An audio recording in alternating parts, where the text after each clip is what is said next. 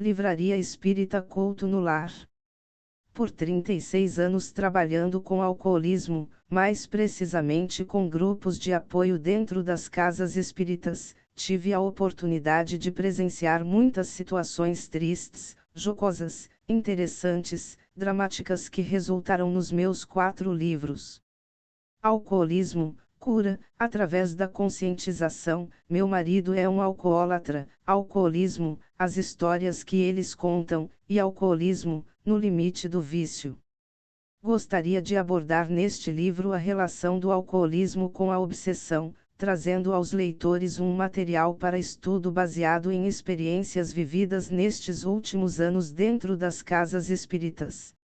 Antes de entrar propriamente no tema principal do livro, Obsessão, faz-se necessário tecer algumas considerações importantes sobre o alcoolismo na atualidade.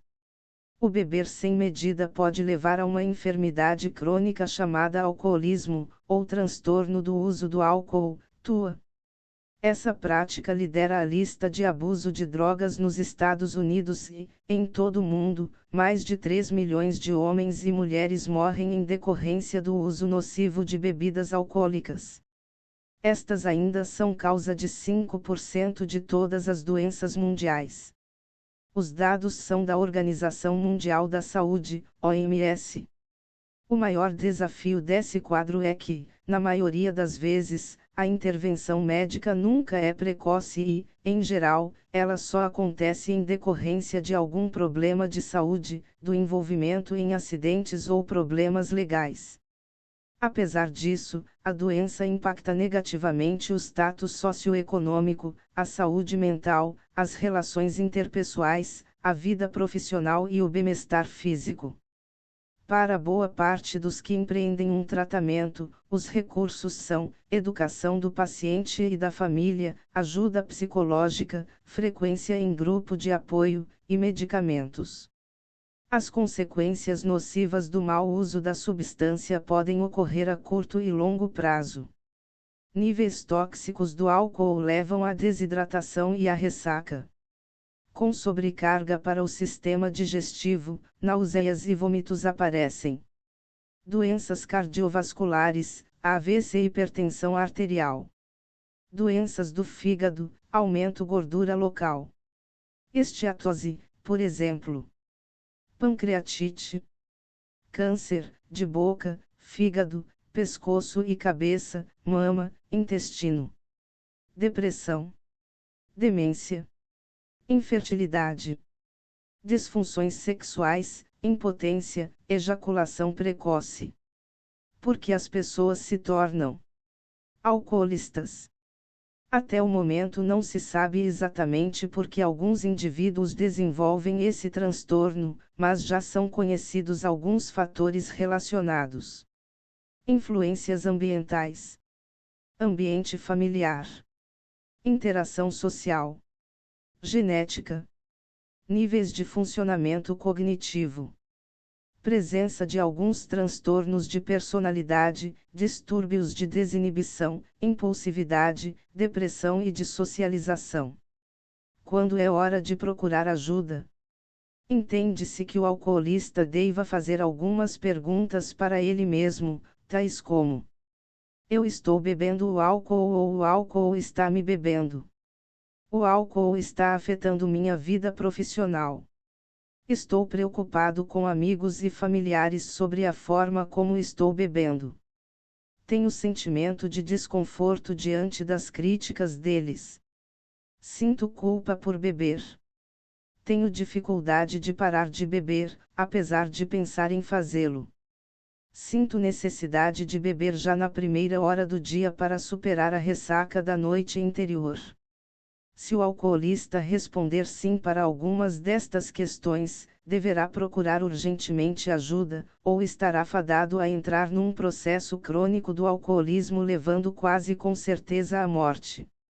Manuel Filomeno de Miranda, em uma mensagem psicografada por Divaldo Pereira Franco, nos diz que a casa espírita avança para a condição de educandário, fornecendo os contributos para o estudo e a análise das criaturas, libertando-as das crendices e superstições, ao tempo que lhes oferece os recursos para a ação com liberdade sem medos, com responsabilidades sem retentivas, perfeitamente lúcidas a respeito do destino que lhes está reservado, ele próprio resultado das suas opções e atitudes. Uma sociedade que se conduza fiel a esses conceitos e determinações torna-se justa, equânime e os membros que as constituam serão, sem dúvida, felizes. Portanto, é indubitável que o Espiritismo liberta as consciências das sombras e as conclama às escaladas desafiadoras do progresso. Entendemos, humildemente, ser a casa espírita um pronto-socorro, onde ali tarefeiros em nome de Jesus atendem todos aqueles que batem às suas portas, doentes da alma, alcoolistas, drogados, psicóticos entre outros. O Espiritismo possui recursos terapêuticos valiosos como profilaxia e tratamento no uso de drogas e outras viciações, dentre eles o atendimento fraterno, a fluidoterapia, os grupos de apoio e os diversos estudos de literaturas espíritas. Estruturada a sua filosofia na realidade do espírito, a educação tem primazia em todos os tentames e as técnicas do conhecimento das causas da vida oferecem resistência e dão força para uma conduta sadia. Além disso, as informações sobre os valiosos bens mediúnicos aplicáveis ao comportamento constituem terapêutica de fácil destinação e resultado positivo. Aqui nos referimos à oração, ao passe, à magnetização da água, à doutrinação do indivíduo, à desobsessão. Invariavelmente, defrontamos nas panorâmicas da toxicomania, da sexolatria, dos vícios em geral a sutil presença de obsessões, como causa remota ou como efeito do comportamento que o homem se permite, sintonizando com mentes irresponsáveis e enfermas desembaraçadas do corpo.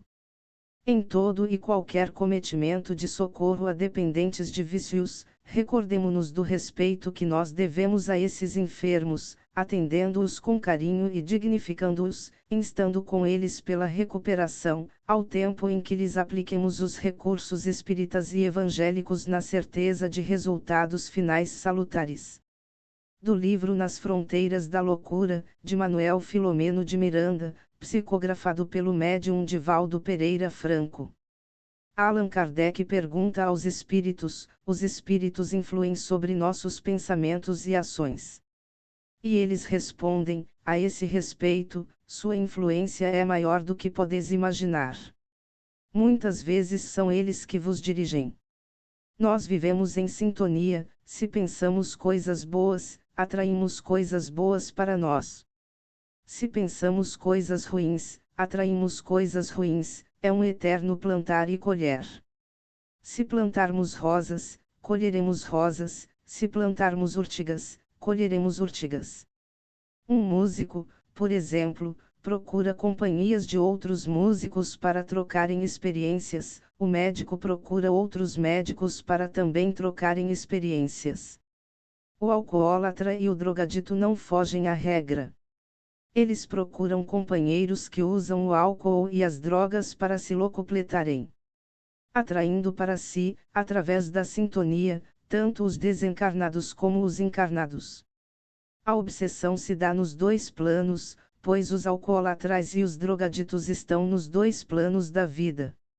Os alcoólatras, quando desencarnam, continuam bebendo, ou seja, continuam procurando, por meio da sintonia, outros companheiros que também bebem. Os desencarnados sugam as emanações fluídicas da bebida alcoólica que o encarnado esteja bebendo. André Luiz Espírito, que escreveu diversos livros utilizando a mediunidade de psicografia de Francisco Cândido Xavier, entre eles Nosso Lar, esclarece-nos que os alcoólatras são os corpos vivos dos espíritos. A doutrina espírita estuda o problema da obsessão há mais de um século.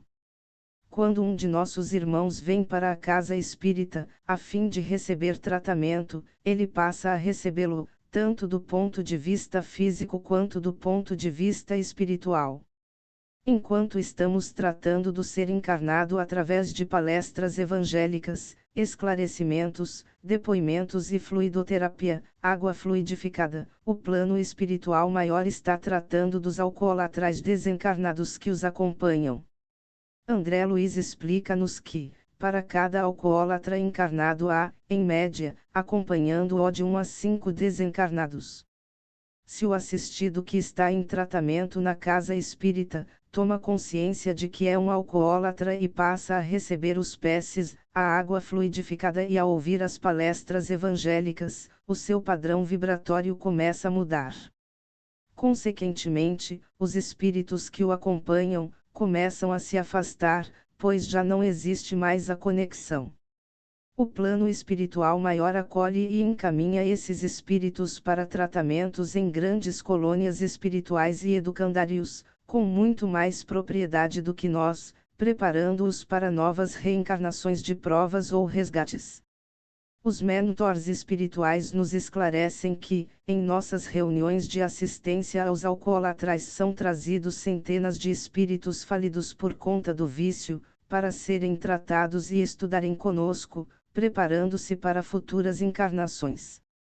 Gostaria de reservar este capítulo para tecer algumas considerações sobre a obsessão e sua direta influência sobre os doentes alcoólatras, dependentes químicos e familiares. A casa espírita é o hospital dos espíritos encarnados e desencarnados.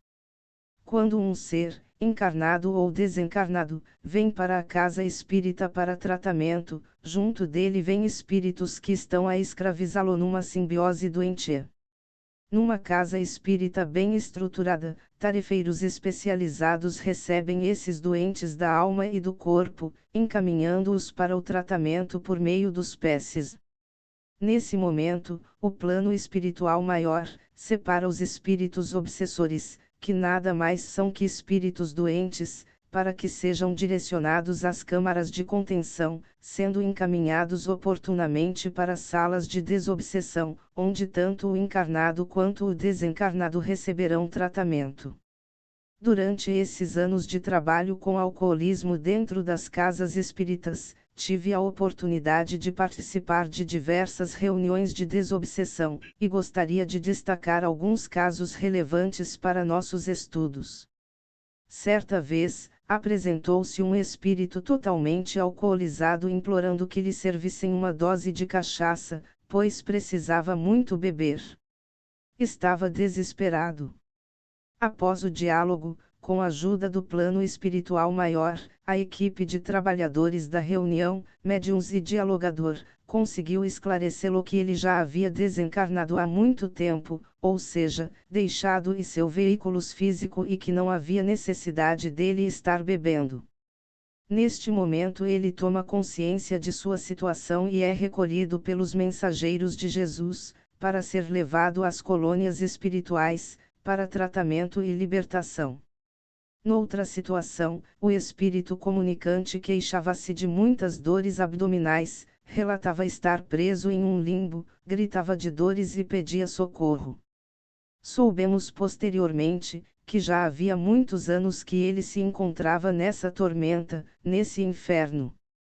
No decorrer da reunião, apresentou-se um mentor espiritual, esclarecendo que tudo o que esse espírito estava passando era consequência da sua vida desregrada, regada a álcool e drogas.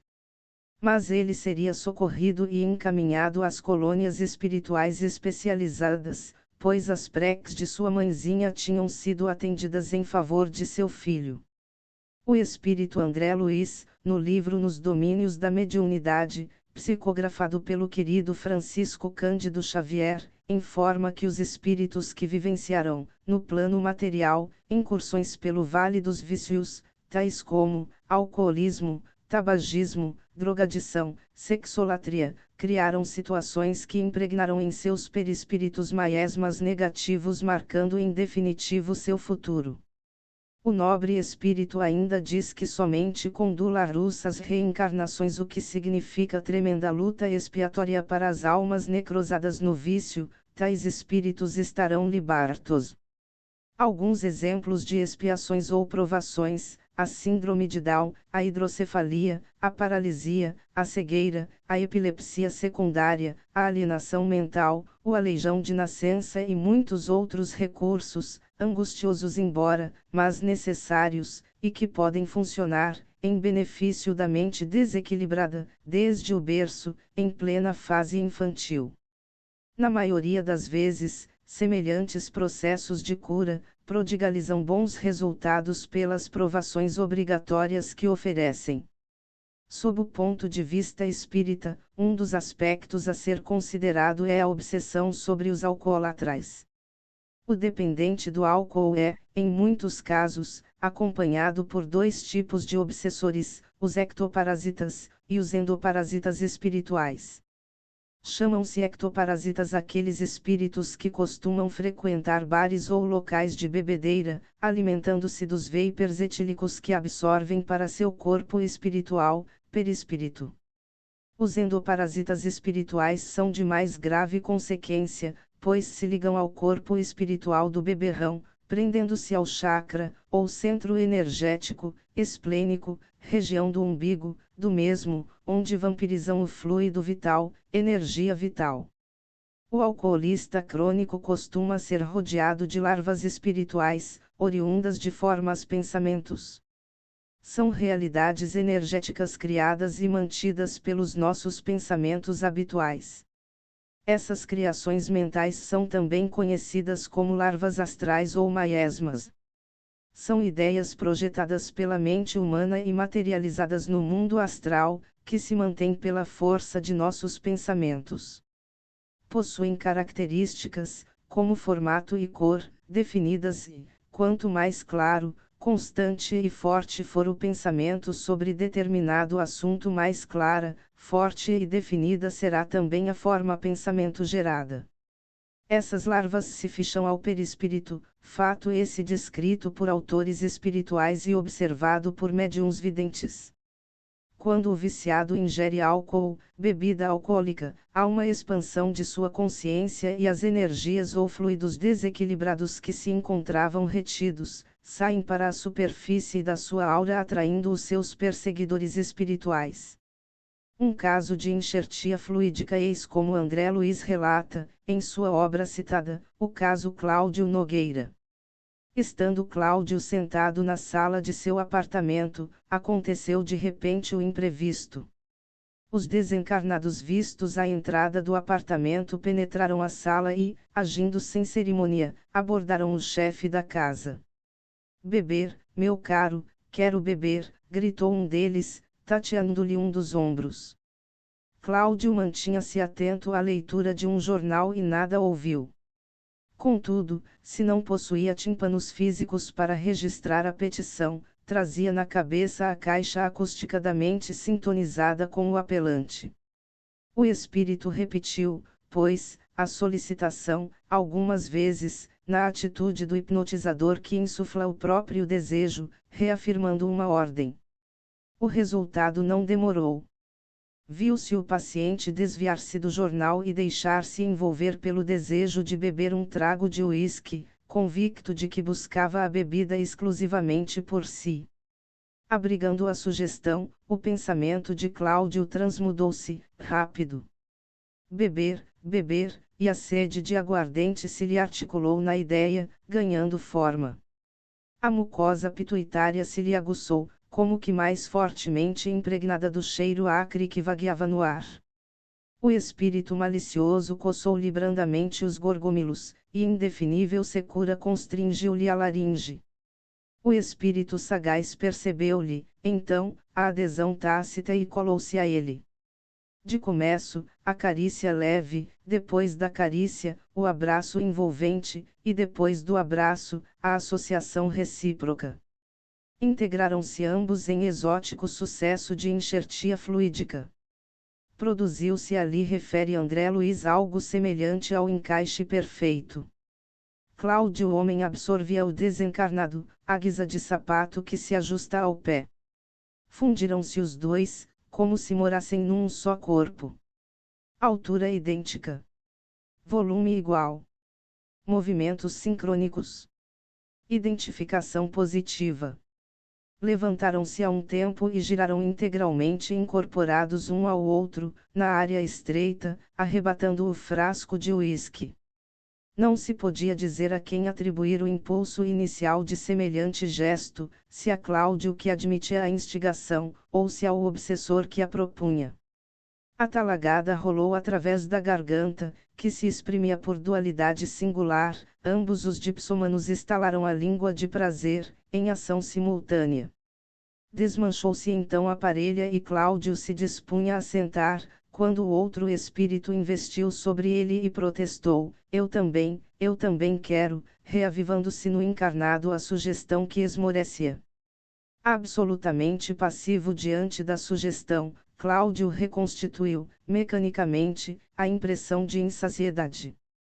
Bastou isso e o vampiro, sorridente, apossou-se dele, repetindo-se o fenômeno visto anteriormente. André aproximou-se então de Cláudio, para avaliar até que ponto ele sofria mentalmente aquele processo de fusão. Mas ele continuava livre, no íntimo, e não experimentava qualquer espécie de tortura, a fim de render-se. Hospedava o outro simplesmente, aceitava-lhe a direção, entregava-se por deliberação própria. Nenhuma simbiose em que fosse a vítima. A associação era implícita, a mistura era natural. Efetuava-se a ocorrência na base da percussão. Apelo e resposta. Eram cordas afinadas no mesmo tom. Após novo trago, o dono da casa estirou-se no divã e retomou a leitura, enquanto os espíritos voltaram ao corredor de acesso, chasqueando, sarcásticos.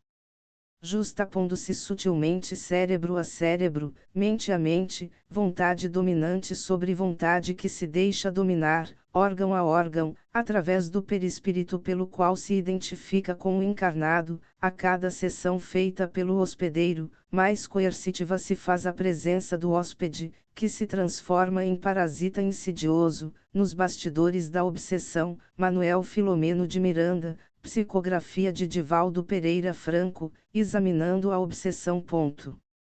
Encontrando em sua vítima os condicionamentos, a predisposição e as defesas desguarnecidas, disso tudo se vale o obsessor para instalar a sua onda mental na mente da pessoa visada.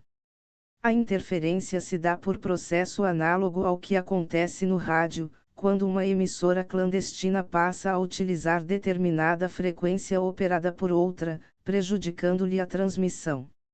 Essa interferência estará tanto mais assegurada quanto mais forte, potente e constante ela se apresentar, até abafar quase por completo os sons emitidos pela emissora burlada. O perseguidor age persistentemente para que se efetue a ligação, a sintonia mental, enviando os seus pensamentos, numa repetição constante, hipnótica, à mente da vítima, que, incauta, invigilante, assimila-os e reflete-os, deixando-se dominar pelas ideias intrusas. Kardec explica que há também um envolvimento fluídico. Na obsessão, o espírito atua exteriormente, com a ajuda do seu perispírito, que ele identifica com o do encarnado, ficando este afinal enlaçado por uma espécie de teia e constrangido a proceder contra a sua vontade. Há, pois, uma afinização da aura de ambos, uma identificação, cujas raízes se encontram nos compromissos do passado, possibilitando a sintonização inicial, que, por carência de méritos morais do paciente e por sua invigilância, transforma-se em obsessão. A princípio, é uma ideia que o perseguidor emite e que, repetida, acaba por se fixar, perturbando o fluxo do pensamento de quem está sendo visado. Tendo a liberdade de escolha para refugar ou aceitar os pensamentos intrusos, a vítima geralmente se deixa dominar, torna-se passiva, por trazer nos refolhos da consciência a sensação da culpa ou, conforme o caso, por se comprazer no conúbio mental que se está instalando. O obsessor atua na ânsia de alcançar os seus intentos, certo de que a perseverança, a perseguição sem tréguas, a constância da manifestação de sua vontade subjugarão o seu devedor. É uma guerra sem quartel, que não tem hora e nem local, que se processa de modo silencioso e às ocultas, tendo por campo de batalha as consciências endividadas e como arma o pensamento dos contendores. O obsessor usará de variados estratagemas, de táticas diferentes, dependendo do seu grau de inteligência. Aquele que está sendo perseguido pode, aparentemente, apresentar-se indefeso. Mas, mesmo o maior dos devedores, terá ao seu alcance o escudo da prece e o amparo das hostes de luz, que lhe oferecem recursos para a defesa. A maioria, porém, fecha-se no poço de seus próprios erros, não enxergando as oportunidades sagradas de redenção que o Pai oferece. Afastando-se propositadamente da luz, deixar-se-á envolver pelas trevas. Estas durarão até que a vítima se resolva a sair, finalmente, para a claridade de uma nova vida. André Luiz, no livro Libertação, analisando a obsessão de Margarida, denominou-a de cerco temporariamente organizado e observou que os obsessores atuavam de forma cruel e meticulosa. Ao lado dela ficavam permanentemente espíritos hipnotizadores.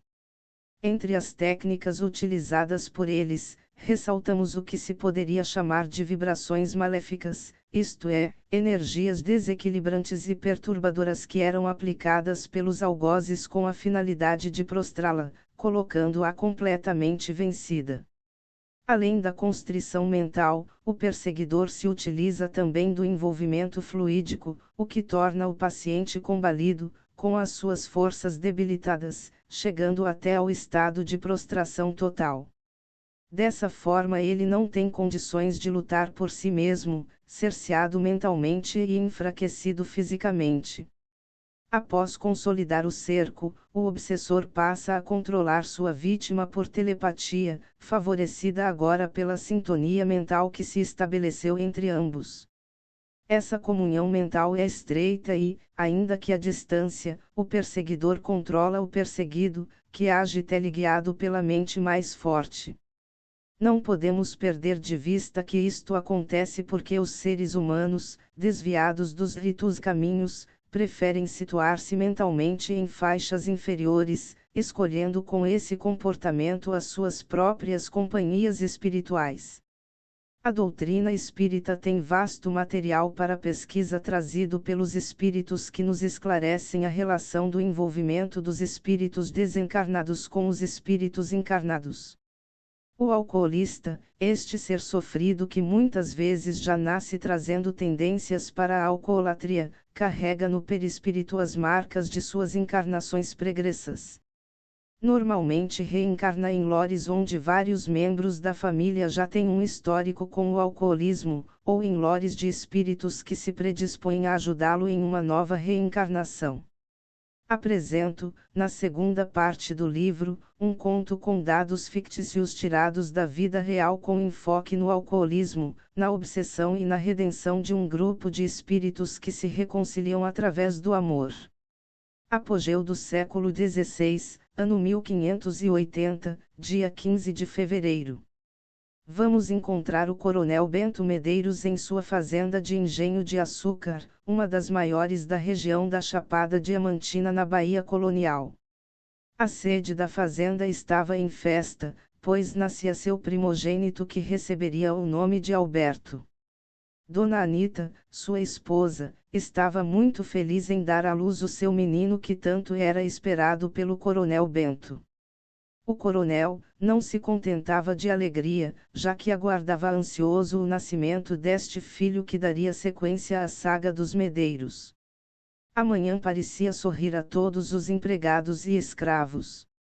Os pássaros cantavam alegremente nas árvores. Uma suave brisa soprava aos campos saudando o lindo sol que despontava no horizonte. A colônia da fazenda estava igualmente em festa.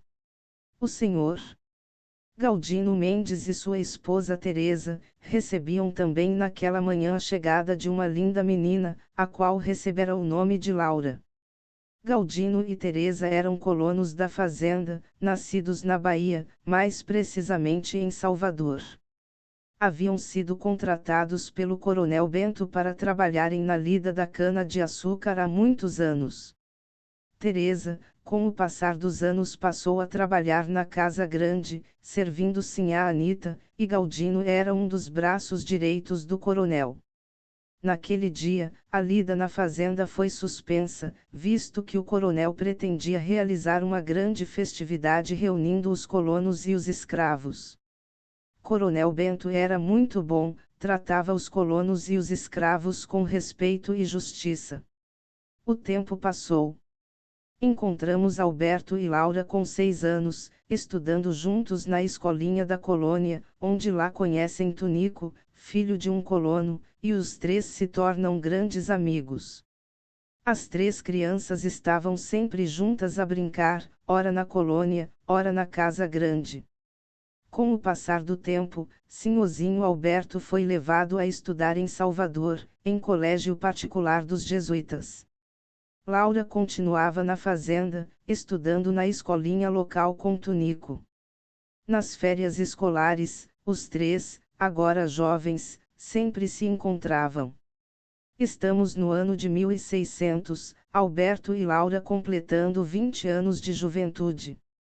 Nesse ano, os 3 se encontraram novamente nas férias, e como de costume foram tomar banho na cachoeira, onde lá, Alberto se declarou para Laura e fizeram grandes juras de amor. Tunico, também gostava de Laura, mas respeitou a decisão dos dois. O tempo passava e Alberto sempre voltava à grande capital. Morava em um apartamento alugado pelos pais, e se dedicava aos estudos para ser um grande advogado. Com o passar dos dias, envolveu-se com companhias de caráter duvidoso e passou a frequentar os saraus da capital, bebendo muito e se relacionando com diversas mulheres. Na fazenda, o tempo corria normalmente. Laura estava estudando para ser professora, mas começou a sentir a falta do seu amado, que já não retornava com frequência para a fazenda. Enquanto isso, na capital, Alberto se envolvia gradativamente com o álcool. Seus amigos o alertavam sobre os excessos com as bebidas, mas ele, continuamente tinha uma boa justificativa em sua defesa. Dizia ele: "Eu sei o que faço, eu bebo com meu dinheiro, paro quando quiser." Alberto, envolvido com pessoas de má índole e consumindo constantemente bebidas alcoólicas, perderá o interesse pelos estudos. Perderá o controle de sua vida. Certa feita, de volta à fazenda para passar férias, seus pais notaram que ele já não era mais aquele menino educado, saudável. Andava meio esquisito, desligado das coisas da família.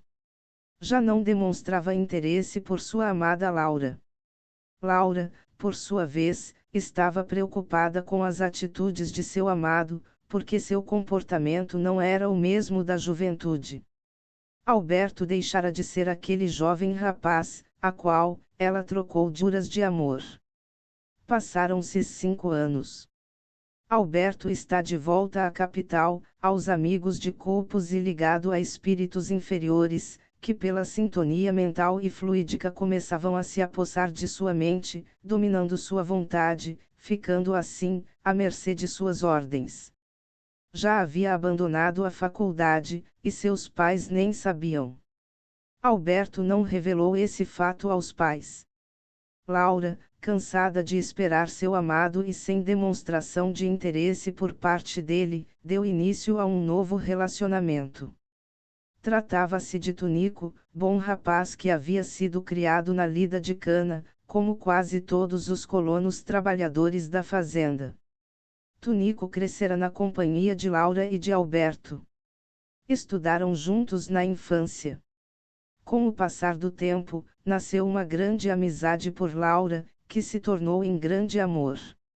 Em determinada ocasião, período de férias, Alberto chega à fazenda para visitar os pais, de surpresa. Na realidade, a intenção dele era conseguir mais dinheiro para suas noitadas na capital. Coronel Bento já sabia como estava a situação do filho na capital e isso não o agradava. recebeu relatos de alguns amigos da família sobre o comportamento de Alberto. Coronel Bento, desgostoso com o que vinha acontecendo com o filho, sabendo das circunstâncias das quais vivia o filho na capital, negou-lhe veementemente dinheiro. Nesse dia, pai e filho discutiram intensamente, e o Coronel Bento, num ato de desespero, disse ao filho que a partir daquele momento ele seria deserdado dos bens da família. Dona Anita, desesperada, tentou intervir pelo filho, mas o coronel foi implacável e manteve sua decisão. Alberto, desnorteado, saiu pelo vilarejo da fazenda e foi parar na pequena venda que dá pracinha da vila. Entrou sedento por bebida e, logo, estava com um copo de cachaça em suas mãos. Sentado à mesa, passou a beber, pedindo mais uma dose, mais outra, e o tempo passando. Já era tarde e Alberto continuava a beber, envolvido por duas entidades espirituais grotescas de aspecto tenebroso, que o dominava totalmente, ligados ao seu chakra coronário, emitindo-lhe pensamentos terríveis. Em determinado momento, um deles se achegou mais perto do ouvido de Alberto e sussurrou baixinho: "Cadê sua amada Laura? Por que você não vai procurá-la?" Alberto balbuciou algumas palavras quase incompreensivas, dizendo: "Laura, minha amada, onde você está?" Os obsessores afirmavam: "Vai procurá-la.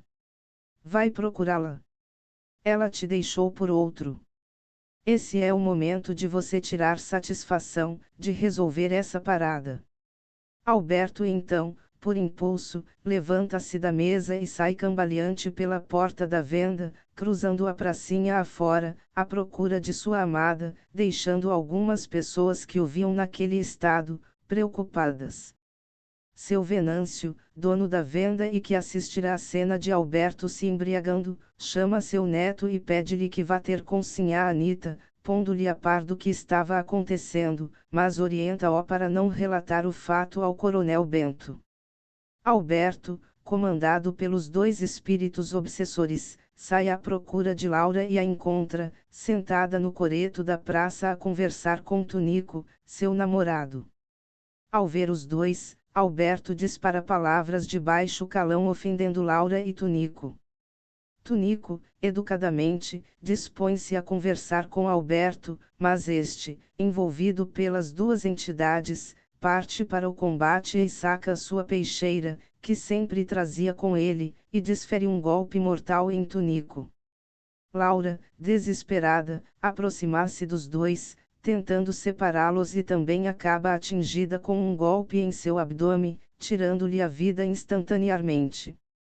Sem pensar, Alberto atira sua peixeira ao chão e corre desnorteado por uma plantação de cana, e depois de muito correr se esconde num dos barracões do engenho de cana. A notícia da tragédia corre rápida pela fazenda e a comoção é total. 3 famílias totalmente desmoronadas, a do senhorzinho Alberto, a do seu Galdino e Teresa e a dos pais de Tunico.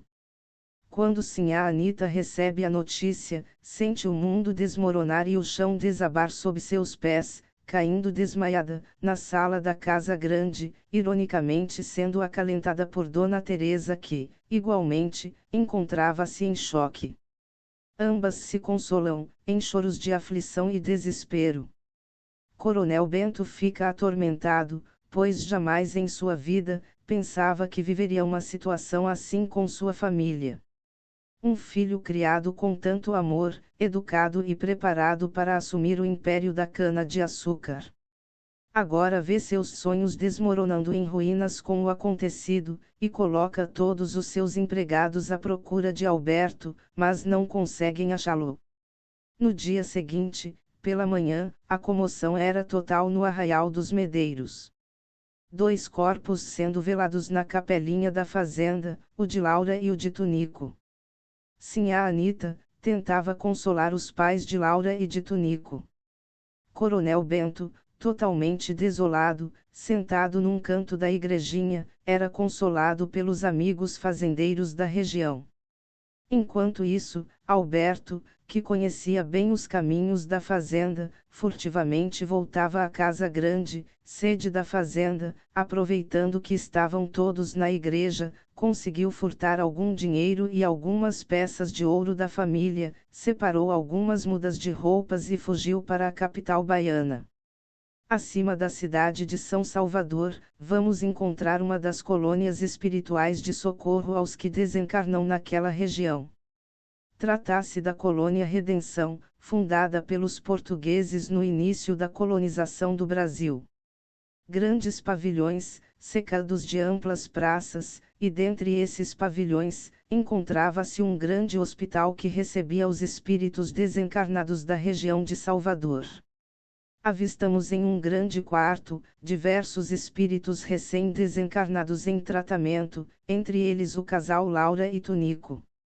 Ambos acomodados em leitos aconchegantes, em sono profundo, assistidos por diversos enfermeiros vestidos com uniformes de cor azul celeste a transmitir-lhe espécies de harmonização fluídica em seus ferimentos. Pairava no ar suave música que trazia paz ao ambiente beneficiando a todos. Dirigindo a colônia, encontrasse Ernesto, trabalhador desta colônia desde sua fundação, dedicando hora integral incansavelmente. À medida que o tempo passa, Laura e Tunico despertam de um sono profundo, sendo recebidos por Ananias, o enfermeiro responsável pelo setor, que os esclarece dos acontecimentos.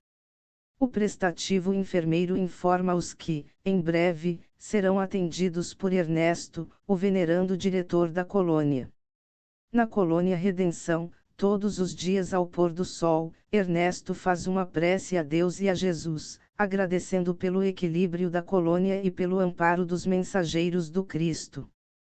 Diz ele: Deus, nosso Pai, Criador do céu e da terra, deixai cair seu manto sagrado em nossa humilde colônia de socorro. Abençoai nossos irmãos internos, dê-nos força, perseverança para prosseguirmos em nossa jornada de socorro a almas tão sofridas, cada uma dentro de seu estado evolutivo, muitos colhendo o que plantarão, outros se recuperando da grande transição chamada morte. Jesus, Divino Mestre, ampara-nos e deixe que seus emissários estejam sempre conosco. Amém. O ambiente era de total harmonia. Partículas de luz caiam sobre todos que participavam daquele momento memorável, uma música suave preenchia o recinto de bem-estar e esperança.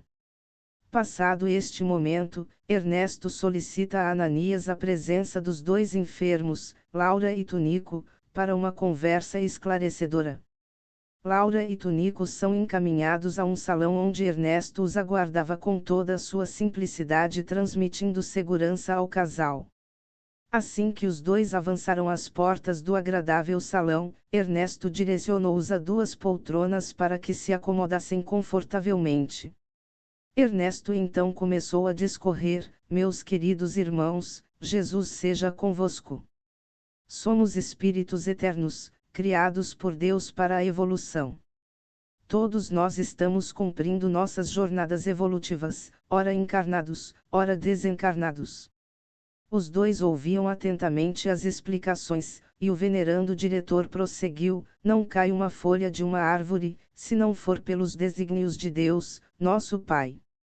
O que aconteceu com vocês era previsto que acontecesse, cumprindo-se as leis divinas.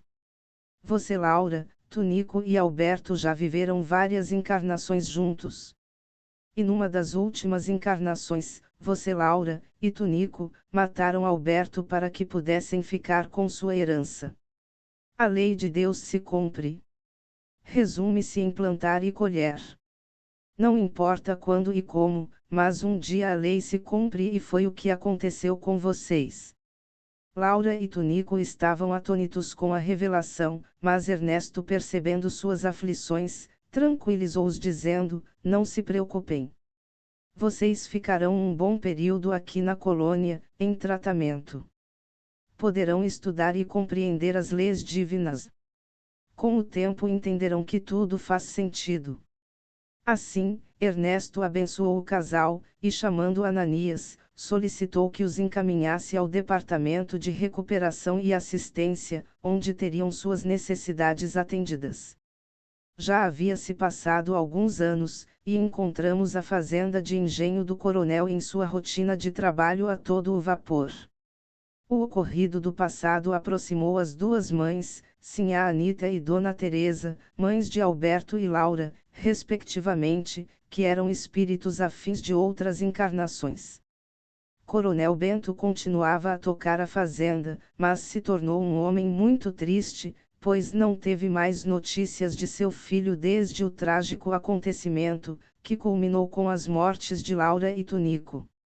Sinhá Anita e Teresa, com o passar dos anos, conseguiram preencher o tempo criando um grupo de senhoras da comunidade, com o objetivo de confeccionar roupas para crianças e adultos da fazenda. E foi assim que Sinhá Anita conseguiu trazer para seu grupo a mãe de Tunico, aproximando-se dela e procurando consolá-la. No fim de cada dia, reuniam-se em preces, pedindo a Deus e a Jesus, que lhes dessem forças para continuarem vivendo e pediam as bênçãos para seus filhos desencarnados. Em São Salvador da Bahia, Alberto estava vivendo em total miséria num quartinho dentro de um cortiço nos arrabaldes da grande metrópole. Totalmente dominado pelo vício do álcool e por obsessores terríveis que lhe sugavam todas as suas forças. A tuberculose já havia se instalado e consumido seu organismo. Alimentava-se quando conseguia esmolar algum dinheiro fazendo pequenos serviços, quando encontrava forças para tanto. Com o passar dos dias sua saúde se agravou. Aos 38 anos de idade, Alberto veio a desencarnar acometido por uma crise da doença negligenciada e não tratada. Em situação muito triste foi arrebatado pelos espíritos obsessores que lhe acompanhavam há muito tempo sugando todas suas energias.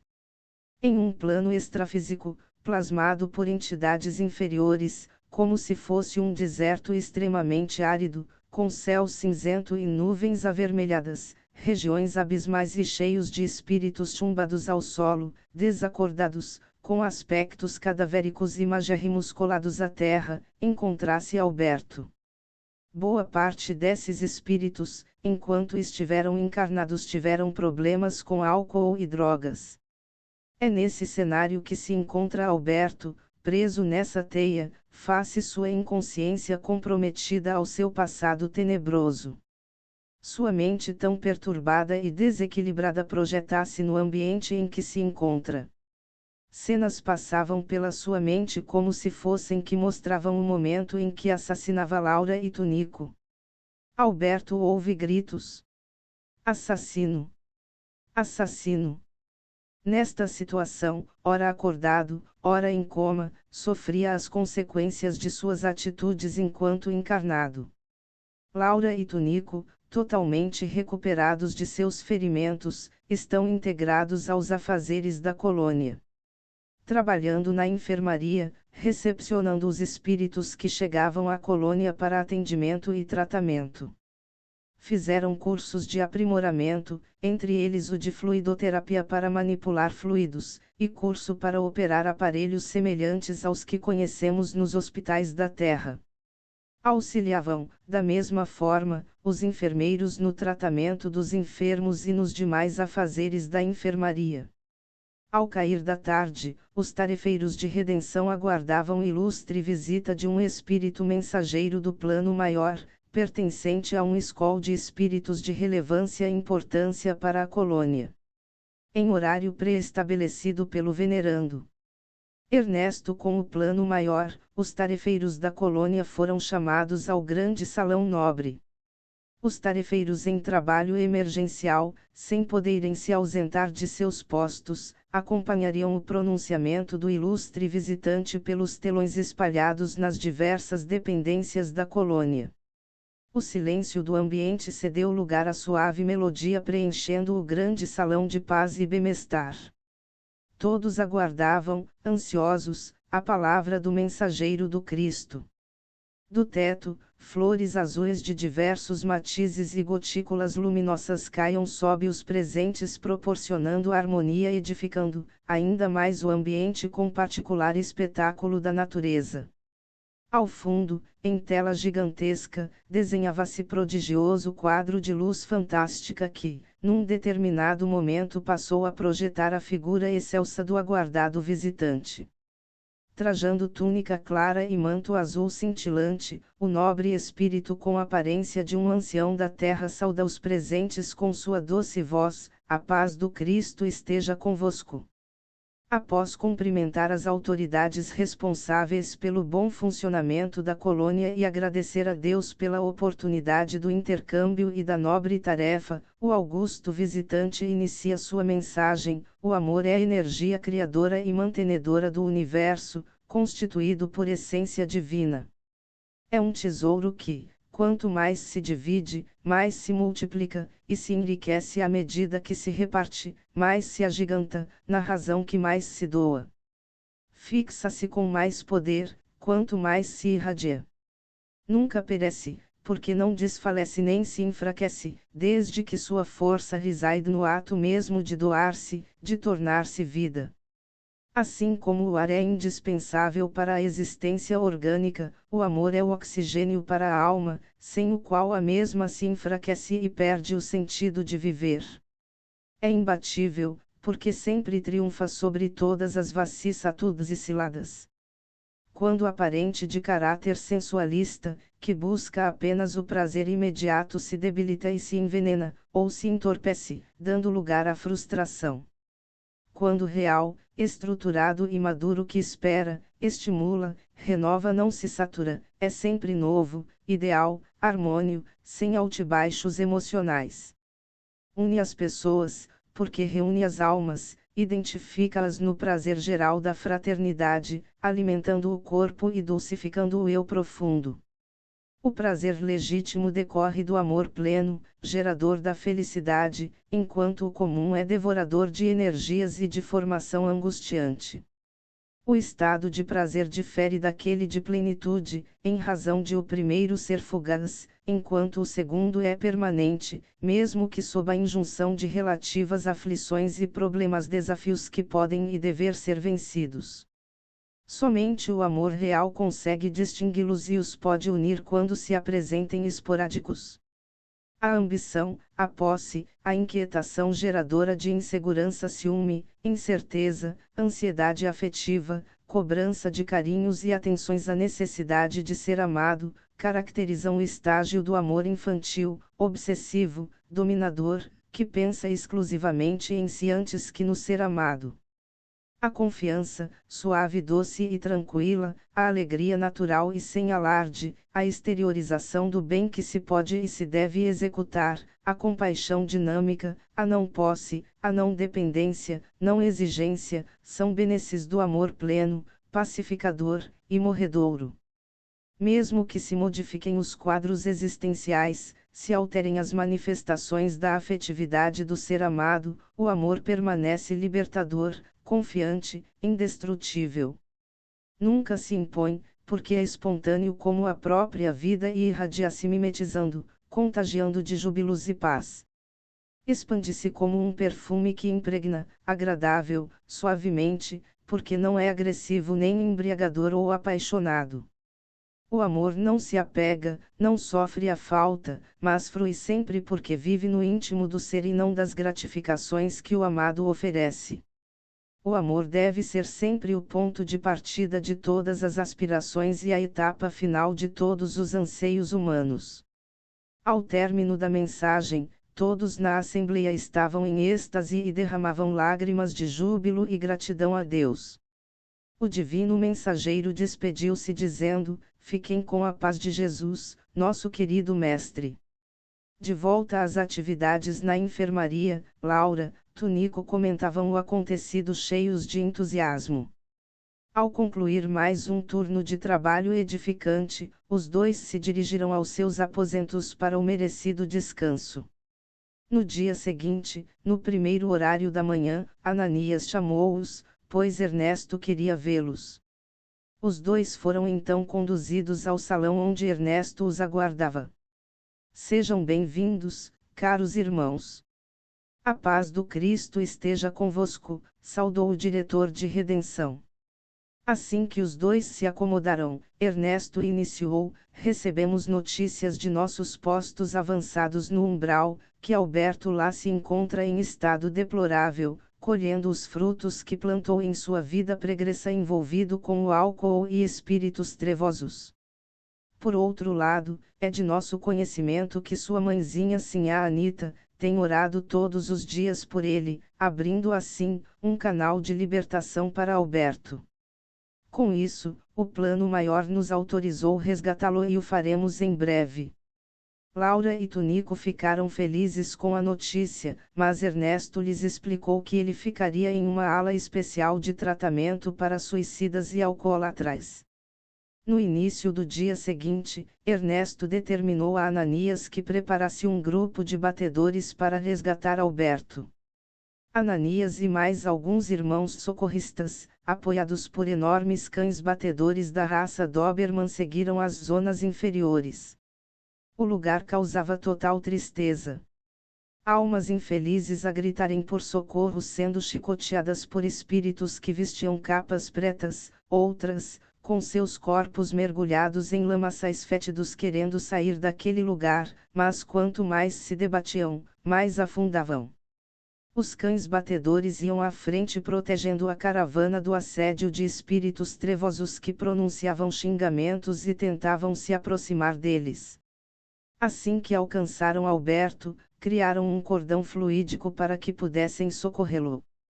Ananias iniciou a aplicação de peças de limpeza desintegrando fluidos pesados que envolviam Alberto. Os socorristas acomodaram-no na maca para transportá-lo até a colônia. Alberto balbuciava palavras confusas, ora gritando de dor, ora resmungando.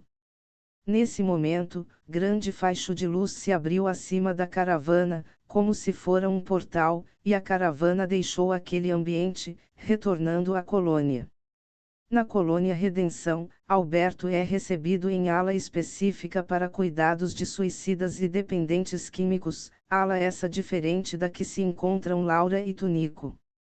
O estado de Alberto é grave e delicado. Ele passou anos sob o jugo dos espíritos das trevas, tendo suas energias sugadas.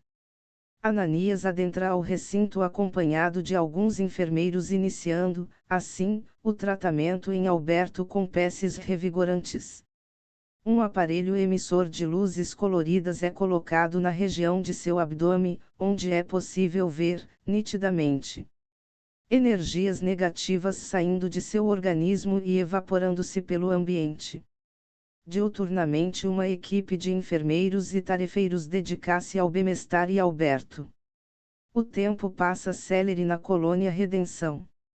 Alberto, aos poucos, apresenta sinais de melhoras. Mas ainda sem condições de entender o que está acontecendo.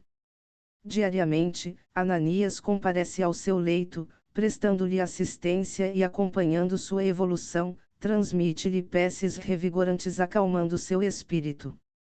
Na cabeceira de seu leito fica uma jarra com água fluidificada para ser ingerida em pequenas doses, algumas vezes ao dia. A família do Coronel Bento segue a vida dedicando-se aos afazeres característicos de uma fazenda de engenho.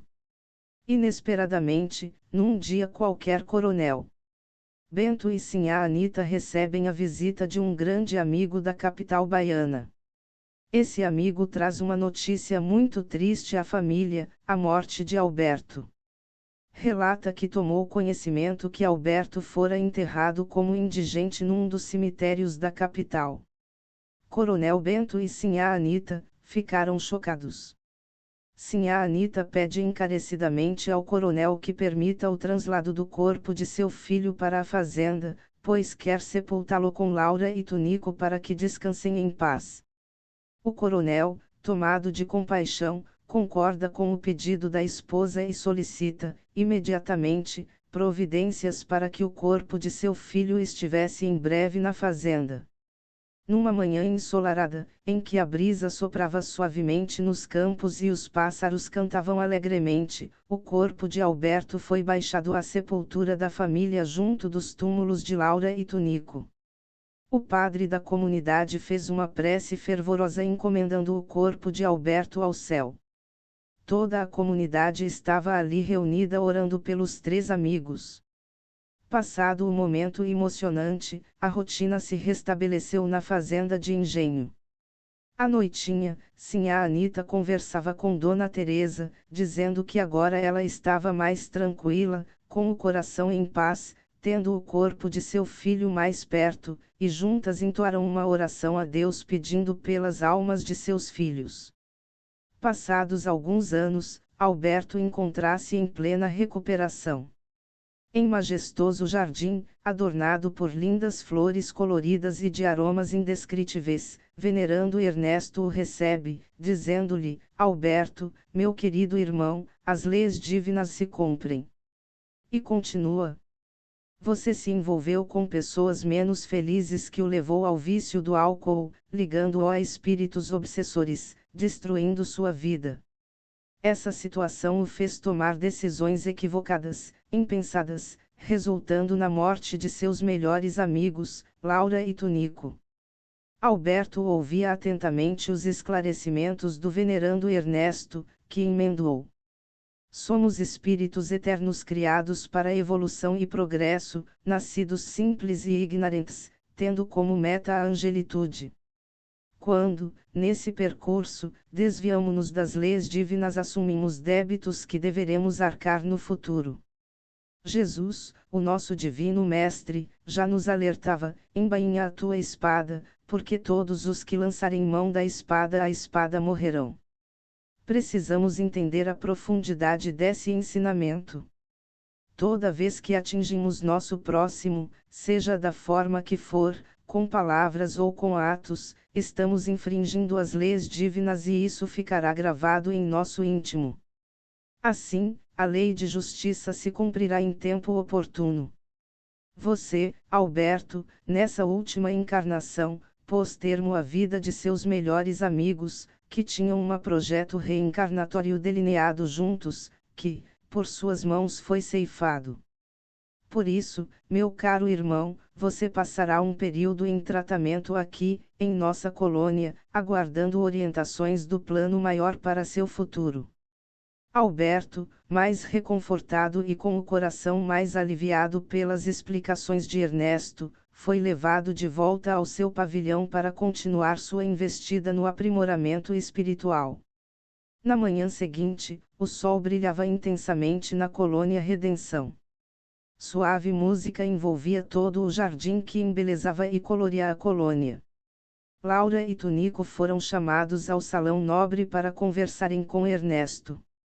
Quando chegaram, Ernesto os saudou em nome de Jesus. Os dois se sentaram próximos ao venerando diretor, que logo lhes disse: tenho boas notícias.